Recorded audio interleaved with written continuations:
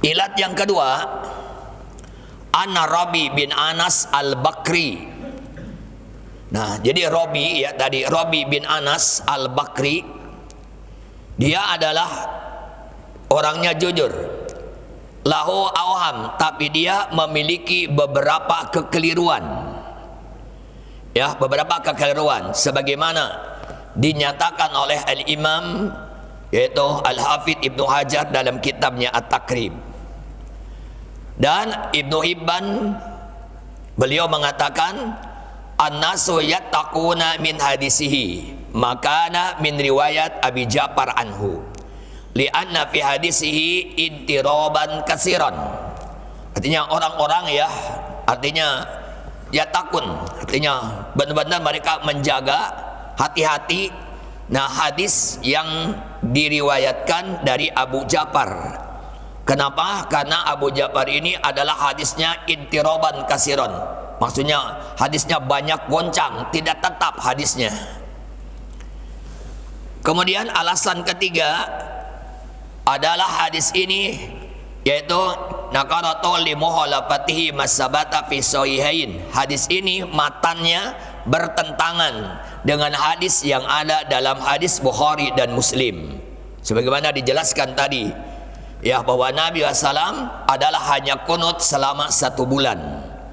Ya, ini hadis jelas Bukhari Muslim, hanya kunut 1 bulan untuk mendoakan yaitu keburukan atau kebinasaan di antara kabilah-kabilah Arab ya, yang tadi yang membunuh ya orang 70 sahabat yang dikirimkan oleh Rasulullah SAW. Nah, kemudian setelah itu adalah meninggalkannya. Ya, Nabi tidak kunut lagi ya setelah 1 bulan ini. Nah, ini adalah jelas iwan fillah. Jadi hadis yang tadi bertentangan matannya dengan hadis yang lebih sahih. Nah, ini adalah hadis yang kedua tadi. Jadi hadis yang kedua jelas adalah hadisnya tidak sahih. Adapun hadis yang ketiga yang dikeluarkan oleh Imam Ibnu Huzaimah itu nomor hadis 620 dari jalan Sa'id bin Abi Arubah dari Qatadah dari Anas. Dan Al-Imam Ibnu Abdul Hadi mengatakan hada isnadun sahihun. Ini hadisnya sahih. Wal hadis nasun fi anal kunut muhtasun binazilah. Jadi hadis nomor 3 ini hadis yang jelas menjelaskan bahwa kunut hanya ada dalam kunut nazilah saja. Kunut nazilah adalah kunut ketika kaum muslimin umpamanya ya ditindas atau diperangi oleh orang-orang kafir. Dan ini hadis juga disahihkan oleh Syekh Albani ya rahimahullahu ta'ala. Adapun hadis yang keempat yaitu hadis ya dari hadis yang keempat yang menyebutkan bahwa tadi ya seorang sahabat bertanya kepada bapaknya, ya engkau sholat di belakang Rasulullah, Abu Bakar, Umar, Utsman dan Ali, apakah mereka suka kunut di dalam sholat subuh?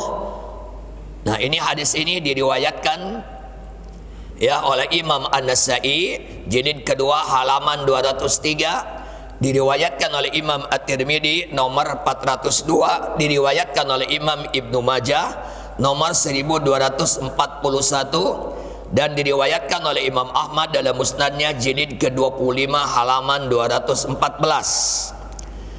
ya 214. Dan Imam At-Tirmidzi mengatakan hadisun hasanun sahihun. Ini hadisnya baik dan sahih. Ya, baik dan sahih. Oke. Sekarang adalah qanata syahron. Nabi kunut selama 1 bulan. Nah, iwan fillah, apa arti kunut? Ya, kunut dalam bahasa ini memiliki beberapa arti, Pak, kunut itu. Yang pertama, dawamut ta'ah. Arti kunut itu selalu ada dalam ketaatan. Ya, selalu ada dalam ketaatan. Itu arti kunut yang pertama. Watulul qiyam. Yang kedua, kunut itu lama berdiri. Ya, arti kunut adalah tulul qiyam, lama berdiri. Seperti dalam hadis afdhalus salat tulul kunut. Salat yang paling utama lama berdiri. Lama berdiri artinya bacaannya panjang. Jadi kunut yang pertama, yang kedua artinya tulul qiyam. Ya, lama berdiri. Yang ketiga wasukutu, arti kunut adalah diam. Ya, diam. Nah, yang keempat wadu'a'u, yaitu doa. Nah, ini yang masyhur, yang dimaksud dengan dalam hadis-hadis yang tadi, yang dimaksud kunut di sini artinya apa? Doa di sini, ya. Makna kunut yang mananya doa. Nah. Kemudian kalau kunut menurut ahli fikih, ya, menurut ahli fikih ini tadi adalah menurut ahli bahasa. Ya, jadi kalau kunut menurut ahli bahasa ada di antaranya tadi, ya, ada 4 mananya. Kalau kunut menurut ahli fikih, ad-du'a'u fi sholati qa'iman. Ya, berdoa sambil berdiri pada saat sholat. Jadi ad-du'a'u fi sholati qa'iman. Ya, berdoa dalam keadaan berdiri di dalam sholat. Inilah yang dimaksud dengan kunut di sini. Tadi ya sudah dijelaskan, yad'u ala ahya'in min ahya'il Arab. Ahya ini Pak, ini jamak dari hayyun, maksudnya al-qabilah minal Arab. Di antara kabilah dari bangsa Arab, gitu ya. Itu namanya adalah ahya'i min ahya'il Arab. Jadi kabilah dari kabilah-kabilah bangsa Arab. Nah, yaitu yang dimaksud di sini adalah tadi, ya, di antaranya adalah kabilah Ri'lun, kabilah Dakwan, ya. Mereka karena membunuh 70 orang tadi, ya, di dekat sumur Maunah.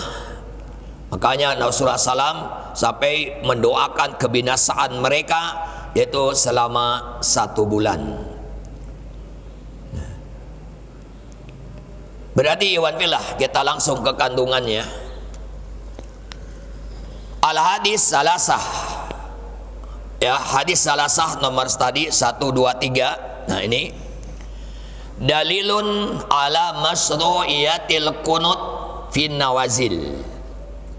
Ini adalah suatu dalil disyariatkan kunut pada saat kesulitan. Ya, contohnya seperti kaum muslimin banyakkan ditindas sama orang-orang kafir, diserbu sama orang-orang kafir. Nah, seperti saudara-saudara kita di Palestina, banyakkan mereka akan kemarin melakukan serangan lagi yang luar biasa. 1 kali sekian menit berapa banyak, ya, saudara kita yang meninggal. Itu namanya nawazil. Nah, jadi yang disebut dengan nazilah itu as-sidatu min sajaidi dahar. Artinya ya kesulitan yang sangat parah. Ya, sangat parah. Lah, kemudian para ulama menjelaskan di antara syadaid itu apa? Di antaranya ada para ulama yang menjelaskan bizalazil. Zalazil artinya apa? Gempa. Ya, gempa. Wal jadbi, kekeringan, artinya kemarau panjang. Wasuyul, banjir bandang, banjir besar. Wal maja'at, nah, kelaparan di mana-mana. Dan yang lain-lain. Tetapi Iwan Filah, kalau yang disebut dengan jalazil, yaitu seperti gempa, ya, kemarau yang panjang, kemudian banjir, ya, kemudian maja'at tadi, kelaparan karena kekurangan makanan, ini adalah tidak dianjurkan untuk kunut nazilah. Ya, tidak dianjurkan untuk kunut nazilah. Kenapa? Li'annaha amrun nazala minallahi ta'ala. Karena ini perkara yang langsung turun dari Allah Azza wa Jalla. Ini artinya merupakan bencana atau musibah yang Allah timpakan langsung. Nah, tapi kalau umpamanya, ya, seperti kemarau panjang, nah itu bukan kunut. Tapi kalau kemarau panjang, disunahkannya sholat istisqa. Ya, sholat istisqa, sholat minta hujan. Jadi bukan kunut. Begitu juga ya, nanti akan ada dijelaskan di depan ya asar-asarnya. Kalau terjadi gempa itu juga bukan kunut, tapi salah satunya adalah ada sholat pada ketika gempa. Mungkin kita panik, setelah kita adalah dianjurkan sholat ya, jadi bukan kunut juga. Tetapi nah, kalau kunut nazilah itu wa innama yusra'ul kunut inda tasallutil a'da'i alal muslimin wa diyarihim. Nih ya, yang disyariatkan kunut nazilah ketika musuh menguasai kaum muslimin dan berusaha menghancurkan kaum muslimin. Sekali lagi ya, jadi yang disyariatkan kunut itu ya kunut nazilah, yaitu inda tasallutil a'da alal muslimin wa diyarihim. Jadi ketika musuh-musuh orang-orang kafir menguasai kaum muslimin dan mereka ya menghancurkan kaum muslimin. Nah, inilah payad'u lahum wa yad'u ala a'daihim. Maka kita disyariatkan kunut nazilah supaya kaum muslimin diberikan keselamatan, diberikan kemenangan oleh Allah Subhanahu wa taala, dan kaum kafir agar dihancurkan, dibinasakan oleh Allah Subhanahu wa taala. Ini yang disebut dengan kunut nazilah. Ya, kunut nazilah. Sebagaimana inilah yang dilakukan oleh Nabi sallallahu alaihi wasallam. Sebagaimana dijelaskan ya dalam hadis riwayat Imam Bukhari nomor 1006 dan riwayat Muslim nomor 675. Bahkan Nabi ya langsung menyebut orang-orangnya ketika kunutnya, yaitu Allahumma anjil Walid bin Walid wassalmah bin Hisham wa Ayas bin Abi Rabi'ah wal mustad'afina minal mu'minin. Allahumma shdud wat ataka ala mudar waj'alaha alaihim kasiri Yusuf. Allahumma la'an lahyan wari'lan wa dakwan. Ini langsung disebut oleh Nabi.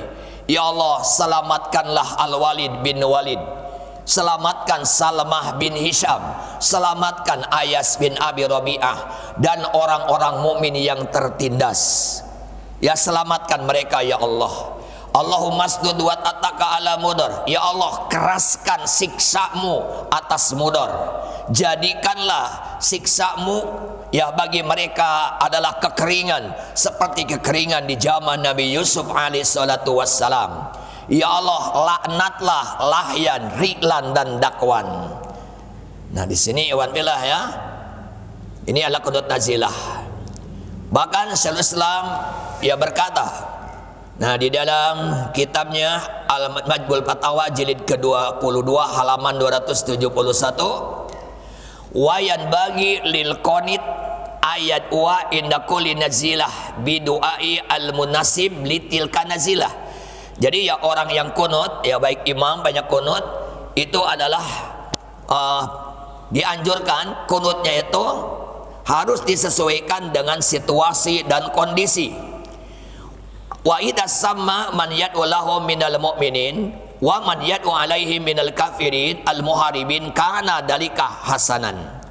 Nah, kalau kita kunut banyak menyebutnya nama-nama orang mukminnya agar diselamatkan, atau kita menyebut nama orang-orang kafirnya, tokoh-tokoh kafirnya siapa nih? Ya, kalau Perdana Menteri Israelnya siapa? Nah, bisa disebut itu dalam kunutnya, itu disebut namanya. Ya, siapa tokoh-tokohnya ini? Ya, nah itu boleh. Bahkan kata Syekhul Islam, kalau disebut namanya hasanan itu adalah bagus. Ya, itu adalah bagus. Sebagaimana tadi juga Nabi menyebut nama-namanya.